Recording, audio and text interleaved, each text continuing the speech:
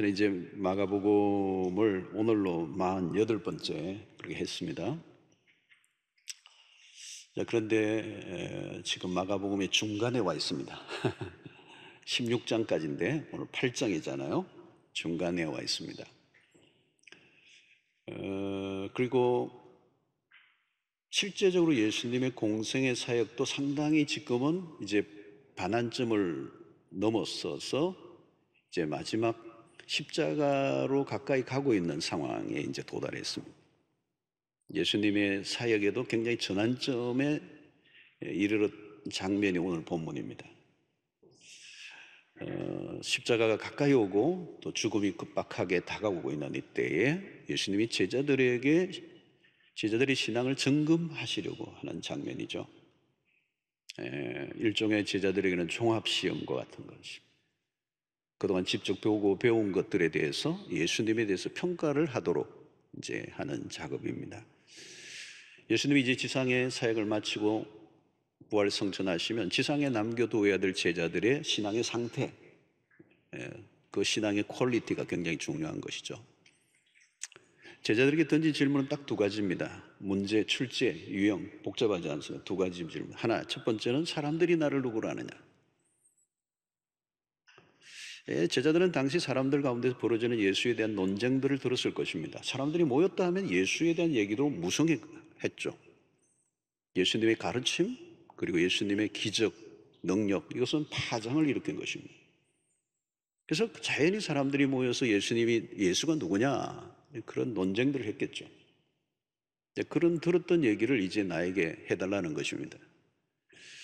예수님에 대해서 온갖 오해와 또 착각과 그리고 추측으로 난무했습니다. 그 중에 하나는 그가 세례 요한이다 라고 얘기하는 사람이 있었습니다. 세례 요한은 이미 죽었습니다. 그런데 웬 세례 요한입니까? 죽은 세례 요한을 소환하고 있습니다. 누가 이런 일을 할까요? 누가 세례 요한이 살아났다 얘기했을까요? 세례 요한을 죽인 헤롯과 사람들. 주로 여러분, 사람을 죽인 사람은 그 죽인 사람의 관념과 같은 것이 시달려요. 마치 내가 죽였는데 살아날 것 같은, 다시 살아나서 내 목을 칠 것 같은 두려움에 빠져요. 이게 살인을 행한 사람들의 고문이에요, 고문. 스스로 심판을 당하는 것입니다. 지레 죽어요, 사실은. 남을 죽인 사람은 결코 편안하지 않습니다. 지금 세례 요한을 죽였던 헤롯과의 사람들은 이거 세례 요한이 다시 살아난 거 아닌가? 죽인 자가 다시 살아난 거 아닌가? 이런 생각을 한 것입니다. 어떤 사람은 엘리야가 아닌가? 이 말라기의 예언에 나온 것이거든요. 말라기에서 마지막 예언이 엘리야가 장차 나타날 것이다. 또 들으는 선지자 중에 한 사람이다. 새로운 선지자가 나타난 것이 아닌가? 이렇게 본 사람들이 있었습니다. 자, 그런데 예수님은 그 얘기를 제자들로부터 듣고 난 다음에 두 번째 질문을 던집니다. 첫 번째 질문은 대충 넘어갔어요, 사실은. 진짜 질문은 두 번째 질문입니다. 너희는 나를 누구로 아느냐? 주님의 관심은 사람들의 평가가 아닙니다. 떠도는 예수님에 관련된 가십에 관심을 갖고 계신 분이 아니에요. 얼마 전 오병이의 사건으로 예수님을 임금 삼으려고 했던 사람들이 있었지 않습니까? 그때 지지율이 아직도 있냐? 그렇게 물으신 게 아니에요. 예수님께서 알고 싶었던 것은 제자들의 반응입니다. 제자들이 지금까지 따라다녔어요. 근데 그 따라다닌 사람이 헛소리하면 안 되죠. 가까이에서 예수님의 가르침과 그 예수님의 능력을 보았던 사람들, 그들은 다른 얘기를 해야죠. 풍문을 듣고 얘기하면 안 되잖아요. 오늘날도 마찬가지입니다. 세상의 사람들이 예수에 대해서, 기독교에 대해서 어떻게 표현하느냐, 그건 중요하지가 않아요. 세상의 여론에 크게 신경 쓰지 않아도 사람들이 예수에 대해서, 기독교에 대해서, 교회에 대해서 평하는 건 자유예요. 중요한 것은 예수를 믿는 우리가 예수를 누구라고 하느냐. 신자는 그냥 나오는 대로 말하면 안 됩니다. 영혼 없는 대답을 해서는 안 되죠. 다른 사람의 말을 인용하면서 남의 이야기 하듯 해서는 안 된다는 거예요. 그리스도가 누구인가? 오늘 이 질문은 2000년 전에 제자들에게 하신 질문이지만 동일하게 우리에게도 하는 질문입니다. 이 답변에 따라 모든 게 달라집니다. 제자는 스승이 누구인가를 바로 알아야 그분을 따를 수가 있습니다. 자, 근데 이 베드로가 먼저 딱 답을 이제 하는데요. 이 베드로의 고백은 유명한 고백이 되었죠. 오늘 29절에 보니까 또 물으시되 너희는 나를 누구로 하느냐? 베드로가 대답하여 이르되 주는 그리스도시요 이시니이다 하매. 자, 마태복음은 좀 더 구체적입니다.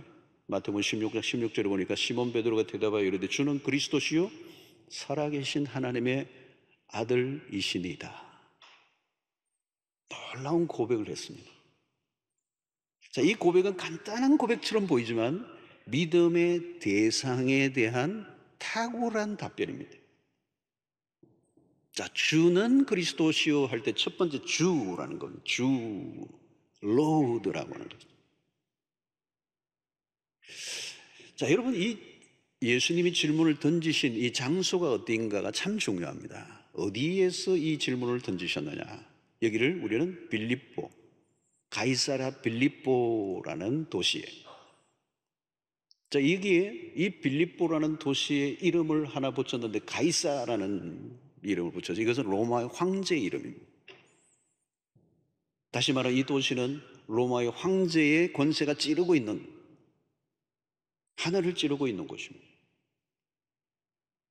그 도시의 이름을, 황제의 이름을 따서 지었다는 말은 그 황제의 권세가 그 도시의 모든 곳에 영향을 미치고 있어요.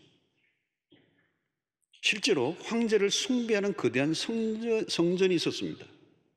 그리고 우리가 잘 아는 것처럼 고대 사회의 왕은 곧 신입니다. 로마의 황제를 부를 때 우리는 퀴리오스, 주라고 표현을 합니다.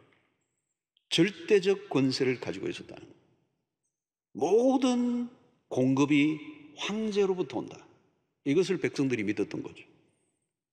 황제들이 왜 거대한 신상을 만들었을까요? 절대적인 힘을 강요하며 백성들을 억압하는 통치의 도구로 사용하기 위해서 거대한 신상을 만든, 가이사 외에는 다른 주가 없다는 것입니다.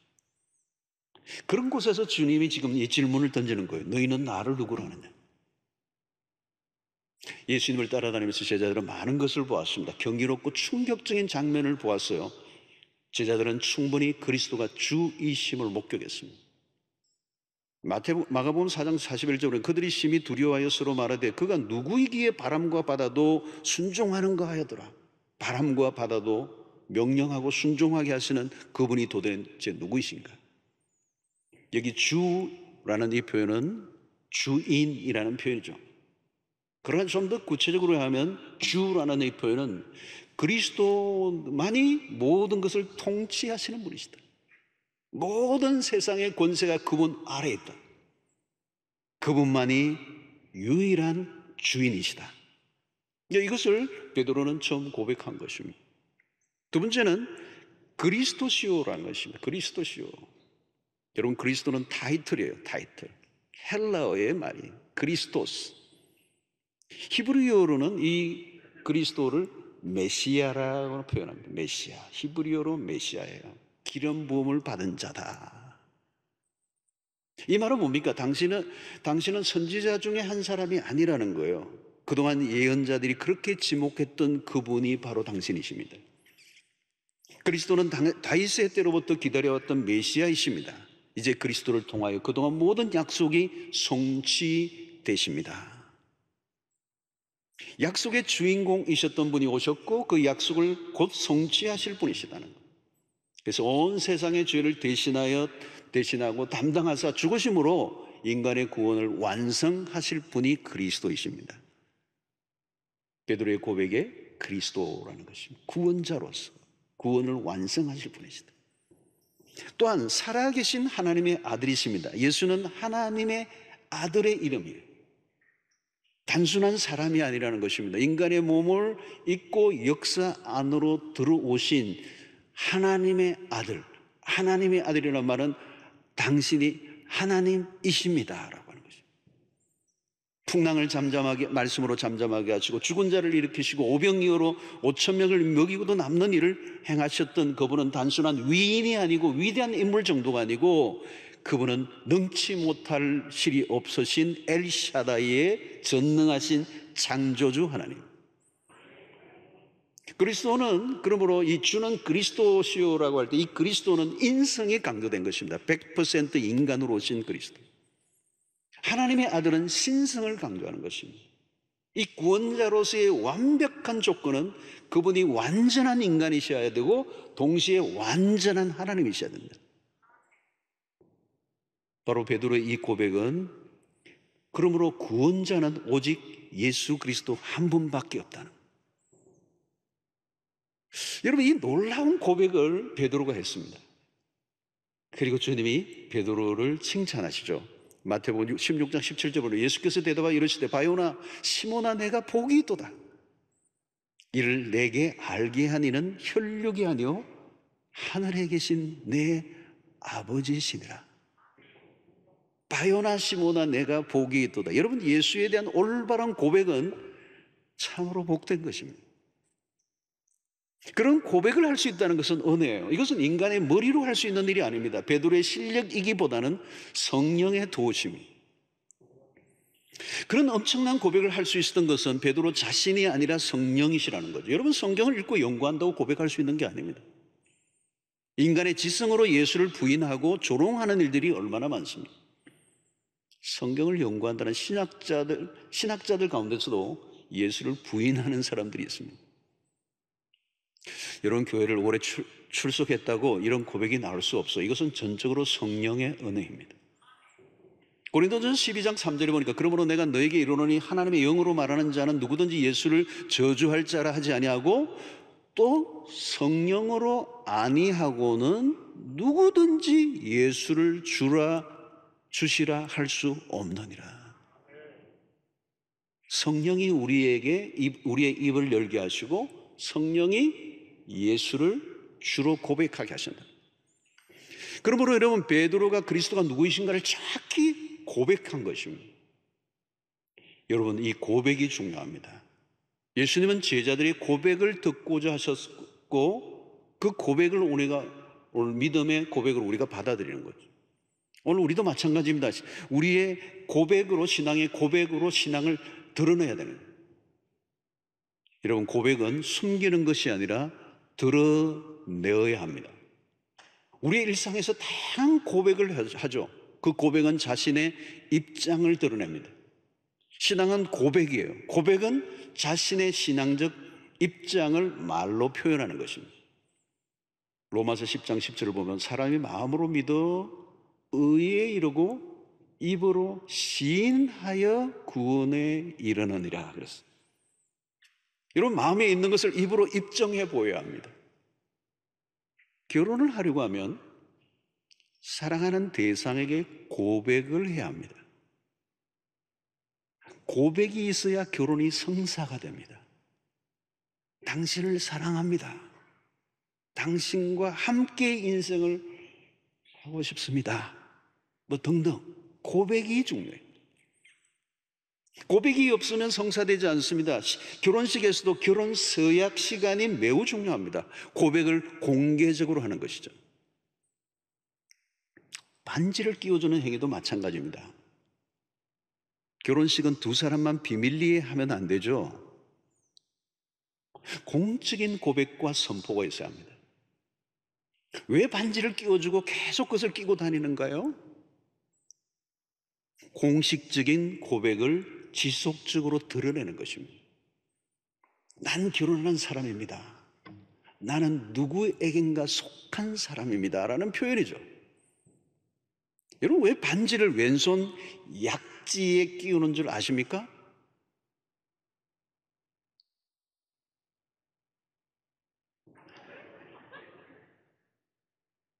왜 거기 끼시죠?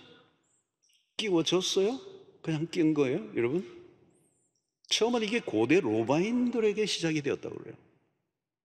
그들은 약지에 있는 베나 아모리스, 사랑의 혈관, 사랑의 혈관이라 불리는 작은 동맥이 심장까지 연결된다고 믿었어요. 약지에 반지를 끼는 것은 부부의 심장이 영원히 연결된다고 생각하고 믿었던 거죠. 특별히 왼손을 선택한 것은 심장에 더 가깝다고 여겼기 때문에. 사랑의 고백은 심장으로까지 연결된다고 믿을 정도로 중요한 의식이었습니다. 고백은 입으로만 하는 것이 아니라 가슴과 연결되어야 한다는 것, 심장과 연결되어야 된다는 것. 주는 베드로의 고백을 들으시고 칭찬하십니다. 고백은 마치 한 사람의 남자와 여자가 일평생 서로에게 헌신하고자 하는 결혼의 서약식과도 같은 거예요. 주는 그리스도시요 살아계신 하나님의 아들이십니다. 나의 구원이 당신에게 달려 있습니다. 결혼식에서는 사랑의 고백 이상, 사랑의 고백은 한 평생을 결정짓는다면 신앙 고백은 우리의 삶 전체뿐만 아니라 영원을 결정하는 일입니다. 무엇보다도 여러분, 이 신앙의 고백은 개인적인 고백이어야 합니다. 우리는 믿습니다가 아니에요. 나는 믿습니다 해야 돼요. 반드시 1인칭이어야 합니다. 나는이 중요해요. 신앙은 주님과 1대1의 관계를 맺는 것입니다. 고백은 단체로 도매금으로 넘어갈 수가 없어요. 군대에서 단체로 세례를 받을 수 있습니다. 그러나 개인적인 고백이 우선되어야 합니다. 우리 집안이 대대로 믿어왔습니다가 아니에요. 내가 믿습니다 해야 돼요. 다른 사람이 내 입장을 대신 전해줄 수 없습니다. 신앙의 고백은 대리 시험, 대리 면접이 없습니다. 직접 해야 합니다. 주님은 개별적으로 묻고 확인하십니다. 주님이 물으셨고 베드로가 대답을 했습니다. 내가 어떤 고백을 하는가를 주님이 듣고 싶어 하신다는 거예요. 어떤 사람이 당신은 예수를 믿습니까? 물으면 이상하게 둘러대는 사람들이 있습니다. 우리 아내가 교회를 열심히 다니거든요. 뭐 이러고. 나는 어느 교회를 다녔고요. 어느 교회를 다녔고 어느 유명한 교회를 몇 년 동안 다녔고요. 어떤 목사님과 개인적인 친분이 있고요. 다 소용없습니다. 우리 집안에 목사, 장로가 몇 명이라는 말을 하는 사람도 있습니다. 그랬어요.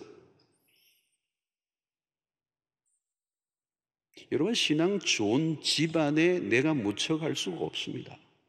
믿음 좋은 아내에게 내가 묻혀서 그냥 천국 갈 수가 없습니다. 가족이 믿는다고 가산 점수제 같은 게 없습니다. 신앙에는 가족 마일리지도 안 통합니다. 오직 나의 진실한 고백이 있어야 된다는 거예요. 개인적인 고백을 통하여 예수님과 인격적인 관계를 맺어야 된다는 거예요. 여러분, 결혼이 어떻게 이루어집니까? 사랑한다고 결혼이 되나요, 여러분? 사랑만 하고 고백 안 하면 이건 짝사랑으로 끝나는 거예요. 주변에 멋진 사람이 많으면 무엇합니까? 나를 좋아해주는 사람이 많으면 무엇합니까? 결혼은 1대1의 관계예요. 1대 다수가 아니라 1대1의 관계. 신앙의 고백이 그렇습니다. 하나님과 나와의 1대1의 사건입니다. 1대1로 연결해야 합니다. 고백은 오직 한 분에게만 드려야 하는 거예요. 무엇보다도 여러분, 이 고백은 선명해야 돼요. 어설픈 고백은 안 됩니다. 고백이 막연하면 안 돼요. 자신의 언어로 분명하게 해야 합니다. 우물쭈물하면 안 됩니다. 다양한 형태의 자기 고백들이 있을 수 있죠. 여러분, 무신론자들도 두 종류입니다. 한 사람은 좀 무식한 무신론자입니다. 무조건 부정하는 사람들이에요. 그런데 어떤 사람은 안 믿는 것에 대한 이론적 무장을 한 무신론자들이 있습니다. 여러분, 무신론도 일종의 신앙입니다. 우리는 하나님이 계신다고 굳게 믿는데 무신론자는 하나님이 안 계신 것을 굳게 믿습니다. 그것도 신앙이에요, 여러분. 요즘 보십시오. 신이 없다고 확신하며 자신의 신앙, 이 무신론의 신앙을 고백하는 사람들이 있습니다. 신이 없다는 것에 대한 단단한 무장을 하고 있는 거죠. 그리스도인들에게 전도를 받아도 흔들리지 않을 만큼의 자신감과 이론적 무장을 해야 합니다. 여러분, 이런 사람들 가운데 성경 공부하는 사람들도 있습니다. 성경 공부를 하는 목적이 뭐냐? 예수 믿는 사람들을 믿지 않게 하려고 성경을 공부하는 사람들.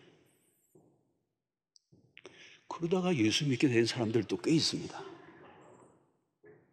하나님이 있다는 것을 믿지 않으려고 하면 하나님이 없다는 것을 믿을 근거가 충분해야 돼요. 하나님이 계시다는 증거가 너무 많기 때문에 하나님이 안 계신다는 것을 입증하려고 하면 대충 해서는 안 되죠. 무신론자들도 신앙 고백을 합니다. 어떤 사람들이 신이 안 계신다는 것에 대한 믿음을 전하기 위하여 책을 쓰기도 합니다. 도킨스 같은 사람은 엄청나게 책을 팔았습니다. 사랑하는 성도 여러분, 그렇다면 믿는다고 하는 신자가 그냥 믿으면 될까요? 내가 무엇을 믿는지, 믿음의 대상이신 그리스도가 누구이신지를 알아야 됩니다. 오늘 우리는 포스트 모던 시대라고 그래요. 다원주의, 특징의 가장 핵심은 다원주의래요. 온갖 것의 세상의 것들이 신의 자리에 군림하고 있어요. 마음대로 자기가 원하는 신을 쇼핑하듯이 구매하는 시대를 말하고 있어요. 소위 종교 시장이 다양해졌습니다. 여러분, 우리의 태도가 분명해야 합니다. 그냥 왔다 갔다 해서는 안 됩니다. 기독교는 무속 종교와 다릅니다. 미신이 그렇습니다. 그들은 무엇을 믿고 있는지 모르고 지극정성을 쏟습니다. 그들의 특징이 뭐죠? 지성이면 감천이라고 합니다. 여러분, 믿음이라는 것은 자신을 내어 맡기는 행위입니다. 이 믿음이라는 건 굉장히 중요한 단어, strong word예요. 그 믿음의 대상에게 자신의 생애를 맡길 수 있는가라는 거예요. 어떤 사람이 벼랑으로 떨어지다가 아슬아슬하게 나뭇가지에 걸려 그 나뭇가지를 붙잡고 떨어지면 죽으니까 막 소리를 질렀어요. 하나님 살려주세요. 그래도 놀랍게도 벼랑 아래에서 하나님의 음성이 들려왔어요. 그래, 내가 받아줄게. 잡고 있는 그 가지나무를 놓아라 그랬어요. 그래서 이 사람이 다시 소리를 질러요. 하나님 말고요, 거기 누구 사람 없어요.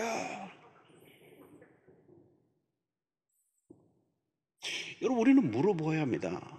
하나님을 붙잡기 위해 지금 내가 붙잡고 있는 것을 놓을 수 있는가?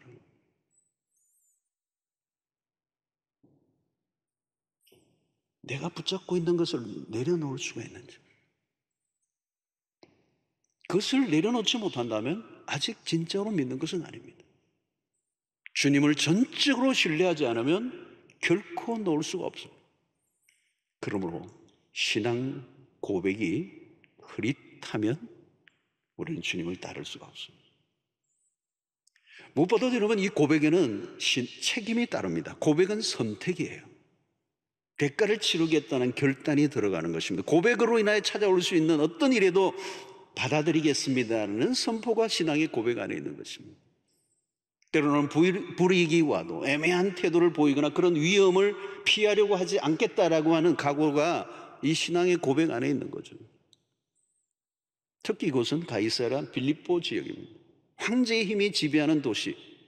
신앙의 고백은 선택이에요. 둘 중 하나, 여럿을 고르라는 게 아닙니다. 가이사인가 그리스도인가. 황제에게 노라는 말을 할 경우에 불이익이 찾아올 수 있어요. 생명을 잃어버릴 수도 있어요. 그러므로 고백은 진지한 것입니다. 여러분, 남녀가 만나 연애하는 것과 결혼은 달라요. 연애할 때는 그냥 부담이 없어. 책임을 안 져도 돼요. 그냥 연애하는 거예요.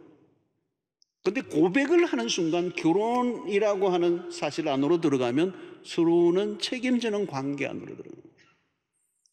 두 사람의 관계를 지켜가기 위하여 상당한 대가의 지불을 결단해야 합니다. 그게 고백이에요. 헌신이 없는 고백은 의미가 없습니다. 예수를 믿는 사람들 가운데서 우리가 편안한 환경 속에서 신앙 고백은 쉬워요. 그러나 적대자들에 둘러싸여 있을 때 신앙의 고백은 어려운 것입니다. 오늘날 실제적으로 이런 무슬림 사회에서 기독교로 개정하는 순간 지금도 마찬가지입니다. 이 중동 지역에 이 무슬림에서 기독교로 개정하면요, 그냥 죽어요. 쫓겨나요. 지금도 그 일이 비일비재하게 일어나고 있습니다. 우리 6.25 전쟁 시에도 교회 전체가 예배를 드리는 가운데 공산당에 의해서 포위되었을 때 한 사람 한 사람에게 물었습니다. 너 예수 믿으면 그대 총살, 안 믿겠다 그러면 살려주겠다. 그랬을 때 한 교회가 전체가 사형을 당하는, 순교를 당하는 일들이 우리 교회사에 남아있어요. 그래서 기독교 역사는 순교사라고 얘기합니다. 순교의 역사. 순교자들의 피, 고백은 여러분 생사가 오고 가는 것입니다. 기독교 역사를 보면 신앙 고백으로 죽은 사람의 이야기가 흘러넘칩니다. 마태복음 10장 32절. 누구든지 사람 앞에서 나를 시인하면 나도 하늘에 계신 내 아버지 앞에서 그를 시인할 것이요. 성도 여러분, 신앙생활을 하는 가운데 위기를 통과해 보아야 돼요. 믿음의 시련기를 지나보아야 진정한 신앙을 확인할 수가 있습니다. 예수를 믿는다고 할 때 조롱당하고 불이익을 당해도 개의치 않고 나는 여전히 예수를 믿는다고 얘기할 수 있는가? 신앙 고백이 언제 빛이 나는 것입니까? 믿지 않는 사람들에 둘러싸여져 있을 때. 여러분, 오늘날 동성애자들의 커밍아웃이 상당히 많이 이제 주목을 받고 있습니다. 커밍아웃이라고 하죠. 커밍아웃. 자기를 밝히는 거예요, 이제. 옛날에는 밝히지 못했어요. 요즘은 퀴어 축제나 이런 거 밝혀, 대려보내서. 더 이상 부끄럽게 여기지 않겠다는 거예요. 이것에 일조를 한 것은 유명 인사들이 커밍아웃을 한 거예요. 자기가 동성애자라는 것을 당당하게 이제 알린 것이죠. 숨겨야 하는데 숨기지 않습니다. 동성애자들의 세계적인 연대가 지금 일어나요. 많이 일어나죠. 제가 시드니에 있을 때도 어마어마한 조직이에요. 어마어마한 조직. 그 세계적인 연대가 일어나요. 그리고 그들은 자원하여 그에게 연구 자금을 학자들에게 기부하여서 동성애에 대한 과학적인 연구를 하게 함으로 세상으로부터 지지를 얻으려고 어마어마한 헌신을 해요. 반대 여론과 대중의 따가운 시선에도 일종의 자기들만의 커밍아웃, 신앙 고백을 한 거예요. 사랑하는 성도 여러분, 오늘 우리는 어떻습니까? 세상에서 사업을 할 때, 거래처 사람들과 만날 때, 신앙인으로서 자신에게 커밍아웃을 하고 있는 거예요. 호의적이지 않고 적대적인 분위기가 되면 혹시 꼬리를 내리고 감추고 있는 것은 아닌가? 성도 여러분, 신앙 고백은 우리의 삶을 움직이는 힘입니다. 신앙 고백이 분명한가 아닌가는 삶에 중대한 영향을 줍니다. 그리고 이 신앙 고백은 한 번이 아니라 일상 속에 계속해야 합니다. 우리의 가정 안에서도 신앙 고백은 필요해요. 자녀 앞에서 분명한 신앙의 고백이 필요합니다. 여러분, 부모의 신앙은 자녀들에게 그대로 노출되어 있습니다.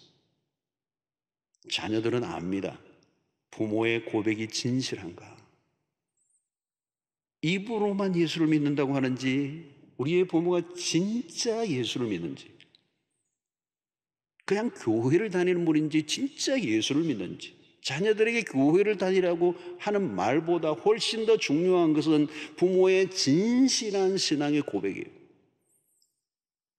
자녀들이 신앙을 가지기를 주저하는 이유가 뭘까요? 부모가 하는 신앙의 고백의 진정성을 의심하기 때문입니다. 우리 부모는 사도신경을 암송하시는데 실제로는 그 고백이 진실하지 않다는 걸 믿는 거예요. 우리 부모님은 실제로는 하나님보다 돈을 더 많이 말하는 것 같아요. 말은 하지 않는데 부모의 삶에서 나오는 뉘앙스는 나는 믿는다. 하나님을 하면 좋은데 나는 믿는다. 돈을. 자녀의 신앙보다 학교의 성적을 더 강조하고 세상적 출세를 더 강조하면 자녀들은 헷갈리는 거예요. 사랑하는 성도 여러분, 신앙 고백은 비현실적인 이야기가 아닙니다. 실제입니다. 내가 무엇을 믿는가? 한 줄로 표현할 수 있어야 하고 10분 표현하라고 하면 10분을 1시간을 이야기하라고 하면 1시간을 예수에 대해서 얘기할 수 있는 거예요. 내가 만난 하나님, 내가 알고 있는 하나님, 내가 믿는 하나님, 내가 경험한 하나님. 애매한 신앙 고백으로는 이 척박한 세상 가운데서 믿음을 지켜낼 수가 없는 것입니다. 사랑하는 성도 여러분, 교회는 고백의 공동체, 우리의 고백으로 하나님과 하나가 됩니다. 신앙 고백을 통하여 그리스도와 하나가 되고 그리스도와 하나 된 사람들이 또한 하나가 돼요. 그래서 고백을 한 사람들의 모임이 교회예요. 그리고 이 고백 위에 교회가 세워집니다. 고백으로 뭉쳐진 공동체, 전 세계 교회는 사도신경이라는 신앙의 고백을 통하여 하나의 교회, 전 세계의 교회가 하나의 교회. 그래서 고백을 통하여 우리는 홀로 존재하지 않고 서로 연결되어 있습니다. 고백을 통하여 나는 홀로 있지 않다는 걸 선포하는 것이죠. 그래서 사랑방을 모일 때도 매우 중요합니다. 이 고백이 우리를 한 몸 되게 하고 우리의 정체성을 확인시켜 주는 것이기 때문에 고백이 우리를 하나로 묶어줍니다. 고백은 강력한 힘이 있습니다. 그리고 우리가 모여서 고백할 때 비로소 우리가 예배가 되는 거예요. 그래서 빌립보서 2장 10절로 11절에 하늘에 있는 자들과 땅에 있는 자들과 땅 아래 있는 자들로 모든 무릎을 예수의 이름에 꿇게 하시고 모든 입으로 예수 그리스도를 주라 시인하여 하나님 아버지께 영광을 돌리게 하셨느니라. 여러분, 예배에서 고백은 너무너무 중요한 거예요. 그래서 여러분, 우리 교회가 예배를 드릴 때 첫 번째 뭘 하죠? 사도신경을 고백합니다. 예배에 오실 때 사도신경을 고백한 이후에 오시는 분들 곤란합니다. 그래서 우리 코로나로 예배에 일찍 오시는 이 문화가 되어서 너무 좋긴 한데요, 예를 마치고도 오랫동안 기도하고 가시는 이 문화가 좀 바뀐 것 같아요. 감사한 일이죠. 여러분, 고백이 없으면 예배가 될 수가 없어요. 우리는 예배를 시작할 때 사도신경을 고백하는 거예요. 나는 믿습니다. 형식이 아니라 지식을, 진심을 담아 고백하는 것이죠. 이 고백이 예배의 문을 열고요, 이 고백에 대한 하나님의 반응이 위로부터 임하시는 그 임재가 있는 것이죠. 누가 예배를 드리는 것입니까? 그리스도를 주로 시인하는 사람입니다. 주의 이름을 높이는 사람. 하나님 우리의 고백을 받으시고 기뻐하시는 것이고, 그리고 그 고백하는 당신의 백성들을 하나님이 사랑하시고 돌보신다는 것. 사랑하는 성도로, 여러분은 예수를 누구시라고 알고 믿고 있습니까? 그가 누구이신가를 바로 알면 우리의 삶은 달라질 수밖에 없습니다. 예수 그리스도를 온전히 알고 믿을 때 우리의 삶 전체를 흔들어 놓는 것입니다. 사랑하는 성도 여러분, 이 신앙 고백이 삶의 틀을 결정하여 고백은 삶을 움직이는 힘이 있습니다. 어떤 이는 신앙적 고백보다 정치적 이념을 신앙화하는 사람들도 있습니다. 거기에 목숨을 걸어요. 돈을 나의 주 하나님으로 믿는 사람은 거기에 생명을 걸겠죠. 어떤 이는 세상적 즐거움이 나의 유일한 구원으로 이긴다면 거기에 자신의 삶을 바칠 것입니다. 바로 이것이 신앙 고백이 주는 삶의 영향이에요. 성도 여러분, 단 한 분에 대한 나의 마음을 담은 진실한 고백이 중요합니다. 하나님과 나와의 관계를 맺는 결정적인 순간이에요. 그 고백이 인생을 바꿉니다. 한 인간으로서 우리는 진지한 질문을 던져야 합니다. 나는 무엇을 믿고 사는가? 누구를 믿고 사는가? 나의 믿음의 대상은 과연 믿을 만한 것인가? 여러분, 가끔 믿을 만해 보이는 것이 눈에 보일 수는 있어요. 가끔 나는 은행에 넣어둔 잔고를 믿는다. 나는 사둔 부동산을 믿는다. 잘 나가는 주식을 믿는다. 잘 나가는 자녀를 믿는다. 유능한 남편을 나는 믿는다. 여러분, 나는 그것을 믿고 산다고 자신 있게 말할 수 있습니까? 나는 믿었는데 그 믿었던 것의 배신을 경험할 때 모든 게 다 무너져 버리고 맙니다. 오늘 베드로의 이 고백은 그의 믿음의 눈이 열렸다는 증거예요. 오늘 이 예배의 시간에 사랑하는 성도 여러분, 이 시간 우리 진지하게 우리 자신에게 질문해야 합니다. 아직까지 주님에게 한 번도 1인칭으로 진지하게 개인적 신앙 고백을 해보지 않은 분이 있다면 지금 이 순간 중요한 결단을 하는 시간입니다. 또 이전에 고백을 했지만 세월이 흐르면서 희미해진 분들이 있다면 이 시간 다시 한번 진지한 고백을 해 볼 수 있게 되기를 바랍니다. 주는 그리스도시요 살아계신 하나님의 아들이십니다. 여러분들의 각자의 입술로 진실한 고백을 드리셔야 합니다. 인생은 그냥 살아가는 게 아니에요. 내가 믿고 있는 것이 내 삶을 끌어갑니다. 인생을 결정하는 것은 나는 생각한다, 고로 나는 존재한다, 그게 아니에요. 나는 무엇을 믿느냐. 나는 생각한다, 나는 느낀다, 나는 열심히 산다가 아니라 결정적인 것은 나는 믿는다. 더 결정적인 것은 나는 누구를 믿는가. 여러분, 우리의 인생은 우리의 열심에 의해서 인생이 결정되지 않습니다. 믿음의 대상이 내가 무엇을 믿느냐에 따라 그 믿음의 대상이 우리의 인생을 결정하게 됩니다. 사랑하는 성도 여러분, 오늘 이 베드로의 고백이 여러분들의 입술에 고백이 되기를 바랍니다. 주님만이 우리의 구원자이십니다. 주님은 참으로 하나님의 아들이십니다. 주님만이 우리의 구원이시고 우리의 소망이 되십니다. 예수께서 말씀하신 것도 내가 곧 길이요 진리요 생명이니 나로 말미암자고는 아버지께로 올 자가 없다고 말씀하시던 것처럼 그리스도만이 유일한 길이요 유일한 생명이요 유일한 진리가 됐습니다.